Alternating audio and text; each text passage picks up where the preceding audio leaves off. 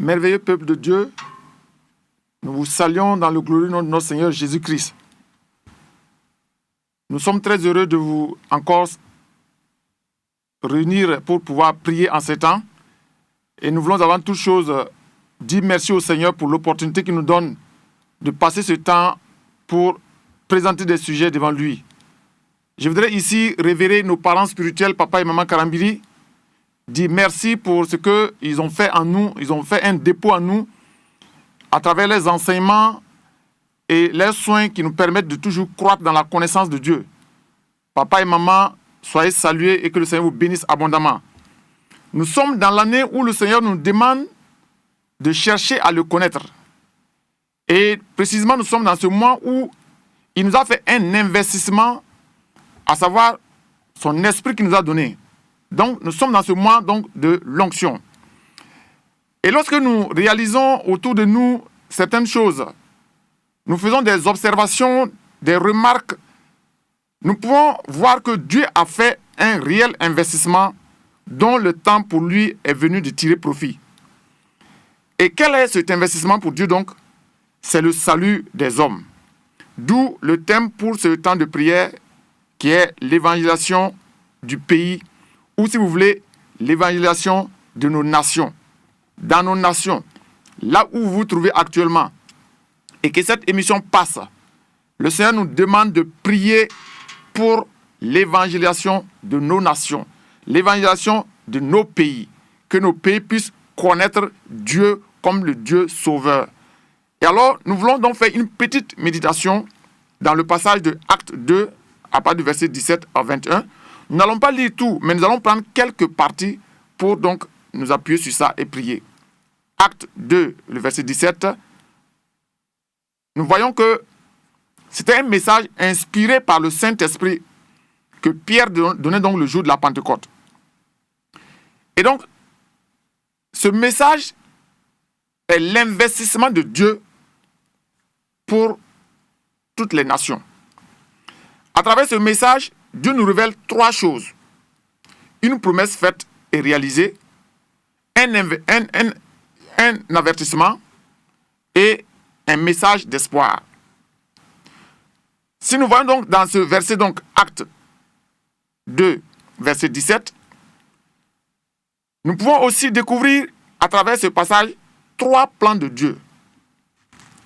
Le plan d'investissement de Dieu, sa stratégie d'intervention, le but de son investissement et un avertissement. Nous lisons donc pour nous appuyer sur des bases structurelles ce que nous sommes en train de dire. Il est écrit, dans les derniers jours, dit Dieu, je répandrai de mon esprit sur toute chair. Nous voulons nous arrêter là d'abord dans un premier temps pour réaliser que ici, Dieu nous dévoile ce qu'il avait pensé faire et il a fait avec la Pentecôte. Il a donc dit, il répand son esprit sur toute chair. Et si nous voyons le verset 18, il dit, oui, sur mes serviteurs et sur mes servantes, dans ces jours-là, je répandrai de mon esprit et ils prophétiseront.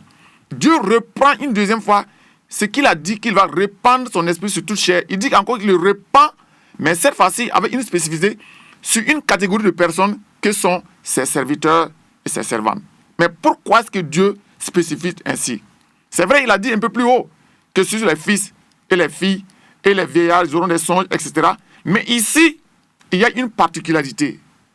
Il dit, il va répandre son esprit sur ses serviteurs et ses servantes. Pourquoi? Afin qu'ils puissent prophétiser.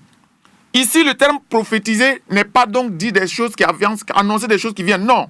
Le terme ici, c'est parler en son nom. Si donc le dévoilement de ce plan s'adresse aux chrétiens que nous sommes, l'avertissement, par contre, s'adresse aux non-chrétiens. Il est dit toute chair. Ça veut dire que tous les hommes sont des potentiels candidats pour recevoir cet investissement-là. Et le verset 18 nous dit, sur mes serviteurs, mes servantes, et ils prophétiseront, ils parleront en mon nom. Dieu décide dans sa souveraineté de répandre son esprit sur toute chair, mais avec un objectif, que ses serviteurs, ses servantes parlent en son nom. Mais qui sont ses serviteurs, qui sont ses servantes? c'est bien vous et moi. Alors nous avons dit donc que Dieu nous a investis. Mais quand nous regardons aujourd'hui, quel est le constat que nous pouvons faire autour de nous? Nous nous sommes réjouis de cette investiture divine plutôt que de l'accomplissement de la mission pour laquelle nous avons été investis. Dieu nous a donné son esprit pour que nous puissions parler de lui, mais nous avons plutôt utilisé cet esprit pour bâtir notre propre renommée. Quel constat nous faisons encore? Dieu nous a donné son esprit pour que nous lui soyons utiles, mais nous avons plutôt utilisé son esprit au lieu de nous laisser être utilisés par lui. Dieu nous a donné son esprit pour que nous puissions être conduits par lui, mais nous avons pris son esprit en otage. Dieu nous a donné sa puissance, son onction pour le faire connaître, le révéler au monde, mais nous avons préféré ses dons à sa connaissance. C'est le triste constat que nous sommes appelés à faire, et nous sommes au regret de dire que ce n'est pas avec de gaieté de cœur que nous réalisons que ce que Dieu a investi en nous, nous ne l'avons pas utilisé à bon escient. C'est pour tout cela que nous devons, nous, les serviteurs et ses servantes, nous repentir d'abord et demander sa grâce afin de revenir à la première mission, à l'objectif primordial de ce plan d'investissement pour nous. Voici déjà ce que nous retirons de ce passage que nous avons lu, ces 2 versets, et nous voulons nous arrêter là pour nous repentir. Élevons la voix et disons à Dieu que nous réalisons que nous avons manqué le but et le coche. Et nous voulons donc demander pardon, nous repentir, revenir à la première mission. Demandons à Dieu pardon et nous repentir. Nous repentir veut dire changer de direction, donc changer de manière de faire. Et donc, le point de repentance précisément que je donne, c'est nous repentir de la manière dont nous avons utilisé son esprit et de la manière dont nous nous sommes comportés vis-à-vis de son esprit. Élevons la voix ensemble et repentons-nous sincèrement parce que ce que Dieu a investi en nous, ce n'est pas ce à quoi il s'attendait. Élevons la voix et demandons pardon au Seigneur. Père, nous reconnaissons que ton investissement que tu as fait en nous, nous n'avons pas fait bon usage. Oui, Seigneur, nous sommes conscients que nous sommes réjouis de ton investiture et nous n'avons pas plutôt accompli la mission que tu nous as donnée. Nous avons plutôt, Seigneur, oui, parlé de nous-mêmes, bâti notre renommée au lieu de plutôt parler de toi. Nous n'avons pas utilisé ton esprit dans ce que tu voulais, mais nous n'avons pas laissé ton esprit nous utiliser, Seigneur, mais nous avons utilisé ton esprit pour des choses que nous voulons pour nous-mêmes.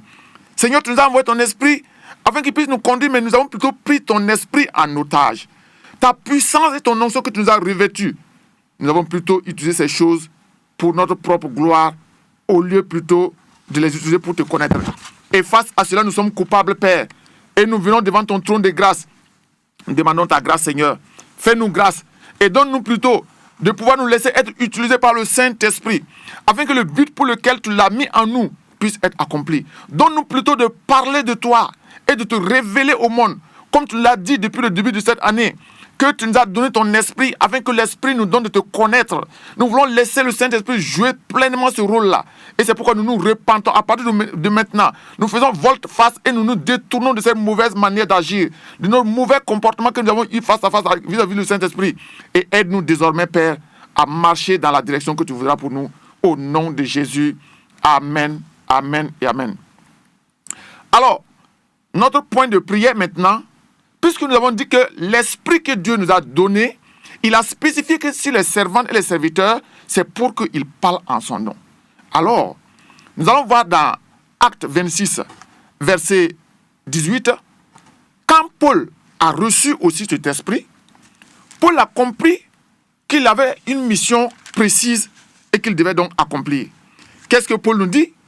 Il dit, verset 18, afin que tu leur ouvres les yeux.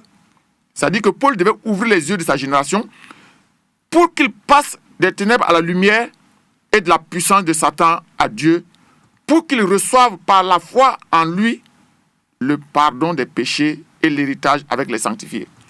Voilà la mission pour laquelle le Seigneur nous a investis. Et c'est pourquoi nous allons prier maintenant en tant que serviteurs et servantes, comme nous l'avons dit tantôt, que plutôt nous soyons focalisés sur l'objectif de cet investissement que Dieu a fait sur nous.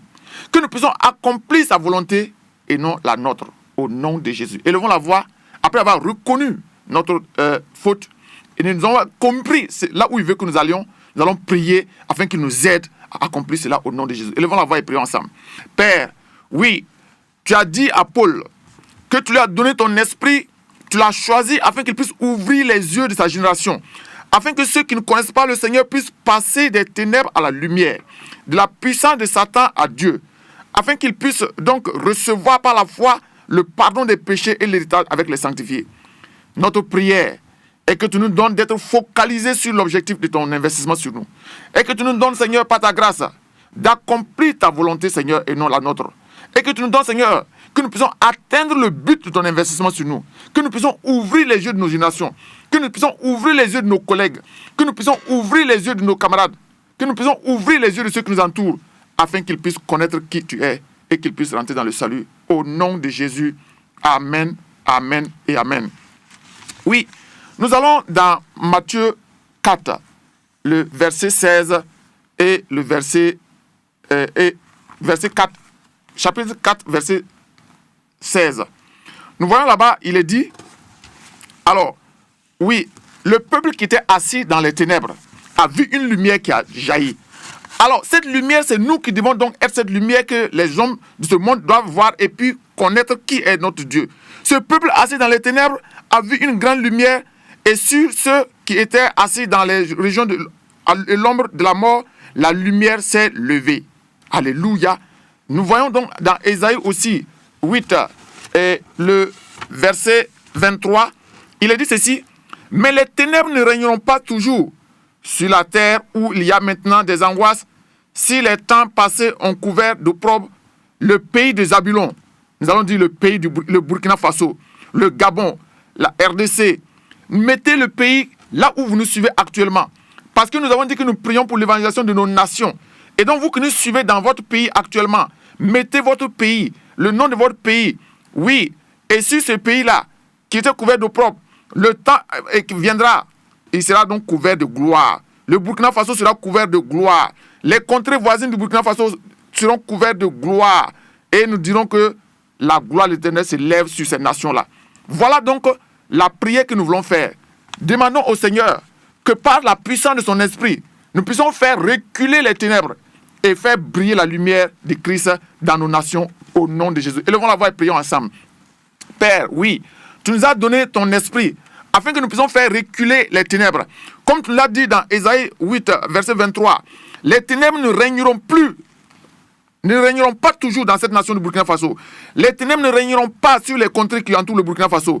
Les ténèbres ne régneront pas sur le Mali, sur le Niger, sur le Bénin, sur le Togo, sur le Gabon, la RDC, sur les pays en Europe. Là où vous nous suivez actuellement, nous déclarons que les ténèbres ne régneront plus. Le temps est venu où Dieu, par son investissement, bouleverse et chamboule les choses. La lumière de Dieu va jaillir à travers ses serviteurs, à travers l'esprit qu'il manifeste. Les temps à venir couvriront de gloire nos pays. Et c'est ce que nous demandons, Seigneur, qu'il en soit ainsi, afin que Jésus-Christ soit reconnu comme le Sauveur et que ce nom soit glorifié. Et nous voulons que la lumière brille partout pour la gloire de ton nom, au nom de Jésus. Amen, amen et amen. Nous avons prié pour les serviteurs et les servantes. Maintenant, nous allons prier pour les hommes. Car nous avons dit que l'Esprit est descendu sur toute chair. Et ensuite, nous avons dit que l'Esprit est venu sur les serviteurs et les servantes. Donc, c'est pour ces deux groupes de catégories de personnes, nous allons prier spécifiquement. Alors, dans Jean 16, le verset 8 à 11, nous voyons ici le but pour lequel le Saint-Esprit vient. Pour ceux qui ne le connaissent pas, il vient afin de convaincre le monde de péché et de jugement. Et la parole nous dit que convaincre le monde de péché, c'est quand ils ne reconnaissent pas Christ qu'ils auront péché en ce moment. Et alors, le Saint-Esprit étant là, il est dit dans la version parole vivante, c'est convaincre le monde de péché, ouvrir leurs yeux. Le Saint-Esprit va donc rendre conscient ces personnes-là et apporter les témoignages évidents pour prouver une faute.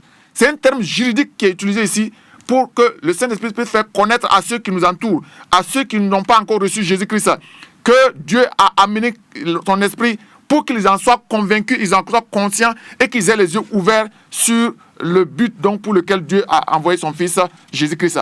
Alors, nous allons prier afin que le Saint-Esprit donc manifeste cette parole-là. Notre Père spirituel, lorsqu'il nous parle la parole de Dieu, il nous a toujours dit que Dieu ne fera jamais ce qu'il n'a pas dit. Et Dieu, toujours veille sur sa parole pour l'accomplir. C'est lui qui a dit que le Saint-Esprit convaincra. C'est lui qui a dit qu'il a envoyé son esprit pour répandre sur toute chair. Alors, nous prions pour tous ceux qui n'ont pas encore reçu le salut. Parce qu'il est dit dans le verset 21, le but de l'investissement que Dieu a fait pour nous, c'est donc pour que toute chair puisse donc, quiconque invoquera le nom du Seigneur soit sauvé. Donc, c'est dans Acte 2, le verset 21 qui nous le dit, que alors, quiconque invoquera le nom du Seigneur sera sauvé. Voilà donc le but de cette décision de la souveraineté de Dieu. Et c'est pourquoi nous avons intitulé notre méditation donc le message du salut. Si Dieu a envoyé son esprit et qu'il a donné cette parole-là pour les serviteurs et aussi pour ceux qui ne le connaissent pas, c'est pour qu'ils puissent avoir le salut. Demandons au Seigneur afin que, oui, comme nous venons de le dire tout de suite, que le Saint-Esprit fasse son œuvre dans la vie de ceux qui ne le connaissent pas au nom de Jésus. Prions pour les candidats potentiels au salut que vous êtes et que nous sommes tous. Père, nous élevons la voix et nous prions. Le Saint-Esprit est venu. Il y a de cela plus de 2000 ans.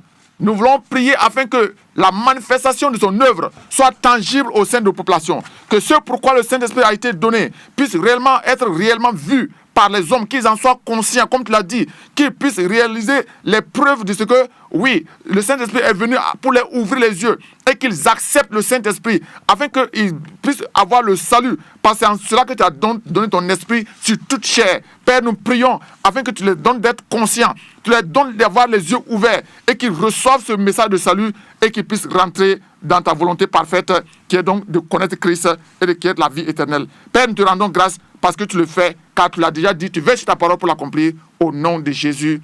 Amen, amen et amen.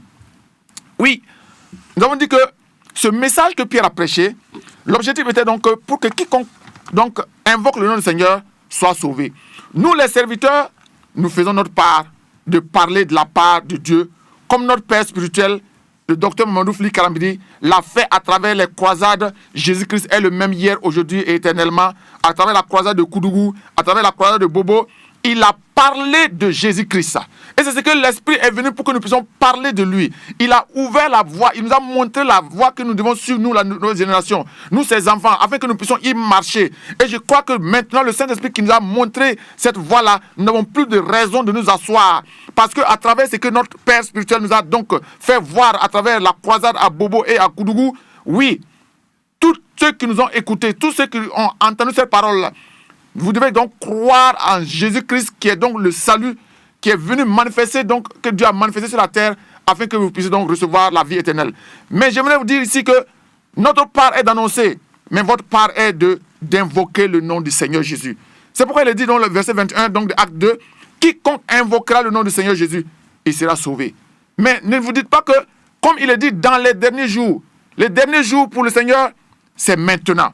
Parce que dans Matthieu 24, oui, le verset 27 et à 30, le dernier jour n'est pas quelque chose de demain.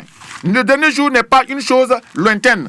Le dernier jour, il est dit, je vous le lis donc, il est dit, car comme l'éclair part de l'Orient et se montre jusqu'en Occident, ainsi sera l'avènement du Fils de l'homme. En quelque lieu que ce soit, et que soit le cadavre, là s'assembleront les aigles. Aussitôt, après ces jours, la détresse, le soleil s'obscurcira, la lune ne donnera plus sa lumière, les étoiles tomberont du ciel et la puissance des cieux seront ébranlées. Alors, le signe du Fils de l'homme paraîtra dans le ciel. Toutes les tribus de la terre se lamenteront et elles verront le Fils de l'homme venant sur les nuées du ciel avec puissance et avec grande gloire. C'est là le message du salut que nous vous donnons aujourd'hui. Notre Père spirituel a déjà fait à travers ces grandes sorties qu'il a faites. Vous qui nous avons reçus et qui avez entendu cette parole-là, le temps est venu, ne dites pas demain. Ce serait comme un éclair. Maintenant, si vous entendez sa voix, n'endurcissez pas vos voix. Parce que Dieu a tant aimé le monde qu'il a donné son Fils unique, nous dit Jean 3, verset 16, afin que quiconque croit en lui ne périsse point, mais qu'il ait la vie éternelle. C'est maintenant que vous devez recevoir ce salut-là. Dieu vous a déclaré comme candidat potentiel pour recevoir son esprit. Et son esprit qui vient sur vous pour vous permettre d'avoir les yeux ouverts et de réaliser que la parole que notre Père spirituel a donnée, Jésus-Christ est le même hier, aujourd'hui, éternellement. Ces temps par lesquels nous passons, qui sont les temps de la Pentecôte, les temps de l'effusion du Saint-Esprit, sont des temps qui montrent que les temps de la fin sont là. Et vous n'avez plus donc le choix que de recevoir ces paroles-là au détriment, au faute de quoi ce que Dieu a dit s'accomplit certainement. Et nous voulons être des porteurs de cette bonne nouvelle pour vous. Dieu vous aime. Il a donné son Fils. Il a dit, la parole est près de ta bouche. Maintenant, si vous m'entendez, vous qui avez écouté ces paroles-là, oui, il est dit dans Romains 10, verset 8 à 11.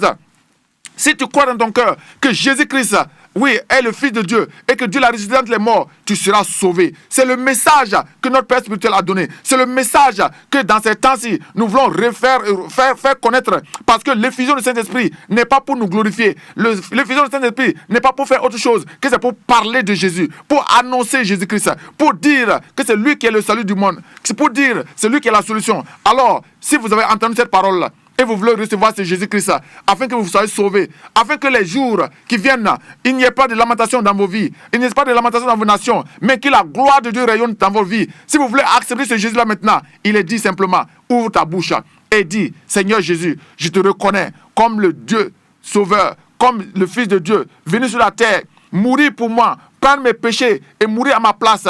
Oui, tu as pris mes malédictions, tu as pris mes souffrances et tu as été l'agneau immolé de Dieu afin que je puisse recevoir le salut. Si tu reconnais cela et tu fais cette prière-là, désormais tu seras enfant de Dieu. Si tu reconnais que c'est Jésus-Christ qui est le même hier, aujourd'hui, éternellement, il est venu et à cause de lui que l'avènement du Saint-Esprit a été manifesté. Si tu le reconnais, c'est là maintenant, oui, tu rentres dans le plan que Dieu a prévu pour toi. Et le plan que Dieu a prévu pour toi, c'est que tu ne périsses point, mais que tu aies la vie éternelle. Si vous avez fait cette prière-là, vous pouvez donc nous rejoindre.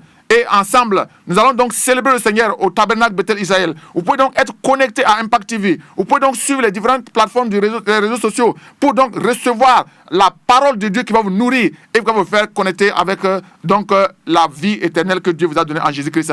Nous allons élever la voix et rendre grâce à Dieu. Dieu nous a déjà avertis. Le message est clair. Dans les derniers temps, c'est maintenant. Et ce qu'il a fait pour nous, il a fait un investissement. Et nous devons donc montrer à Dieu en retour le fruit de l'investissement. Le salut qui est accepté Jésus-Christ comme Seigneur et Sauveur. Si vous ne l'avez pas encore fait et que vous voulez le faire maintenant, priez avec moi. Dites avec moi, Seigneur Jésus, oh oui, à travers l'effusion du Saint-Esprit, je réalise que tu es venu afin que je puisse rentrer dans le plan de Dieu qui est donc d'être sauvé. Je te reconnais comme le Sauveur. Je te reconnais comme Fils de Dieu. Tu es mort à la croix. Tu as pris mes péchés. Et tu es ressuscité et tu m'as donné donc ton esprit afin que je devienne enfant de Dieu. Je t'accepte dans mon cœur et je te crois comme étant mon sauveur et mon Seigneur. À partir d'aujourd'hui, je décide de marcher avec toi. Merci pour ce salut que tu m'as donné. Merci parce que désormais, je suis donc à l'abri de ce châtiment qui vient parce que tu m'as averti et tu m'as donné donc ton esprit afin que je puisse marcher désormais dans tes voies. Je te rends grâce, je te bénis pour les yeux que tu m'as ouverts, pour la connaissance que tu m'as donnée et que j'accepte Jésus-Christ. Désormais, je ne fais plus partie de ceux qui refusent de connaître Jésus-Christ comme Sauveur et Seigneur, mais j'accepte Jésus-Christ et je suis sauvé. Gloire et honneur te reviennent, Père, de ce que tu m'as sauvé. Si vous avez fait cette prière-là, nous sommes reconnaissants parce que Dieu vous a sauvé. Amen, amen, amen, amen. Nous allons maintenant rendre grâce à Dieu. Dieu ne fait rien sans avoir averti. Il a donné son esprit, il nous a dit pourquoi il nous a donné son esprit. Et il a dit pourquoi aussi, il dit à ceux qui n'ont pas reçu d'esprit de le recevoir. Dieu veut nous sauver. Nous allons dire merci au Seigneur pour son plan salvateur pour nous et le bénir parce que tout ce qu'il fait, c'est pour notre bien. Élevons la voix et bénissons le Seigneur. Père, nous te rendons grâce pour ce plan de salut que tu as manifesté à travers donc ces temps que nous vivons, qui est donc l'Esprit qui est venu sur nous. Nous bénissons ton nom pour ta bonté, ta fidélité, pour ton amour, parce que tu as dit que lorsque nous étions encore éloignés, lorsque nous étions encore tes ennemis, oui, tu es venu donc nous réconcilier avec le Père en donnant ta vie pour nous à la croix. Merci pour le salut, merci pour ta vie, merci pour ta grâce, merci pour ta bonté. Sois célébré, Père, sois glorifié dans le nom de Jésus. Amen, amen et amen. Nous bénissons le Seigneur pour ce temps que nous avons passé ensemble. Soyez restaurés, soyez renouvelés, peuple de Dieu, et que nous puissions nous lever comme un seul homme et marcher dans la connaissance de Dieu en laissant le Saint-Esprit nous utiliser et en nous laissant vraiment être vraiment à la gloire de Dieu pour glorifier Jésus-Christ. Que le Seigneur vous bénisse, que sa grâce soit sur vous, et donc nous vous attendons bientôt pour recevoir encore des enseignements, pour croître dans la connaissance de Dieu en vous connectant à Impact TV. Gloire à Dieu. Shalom.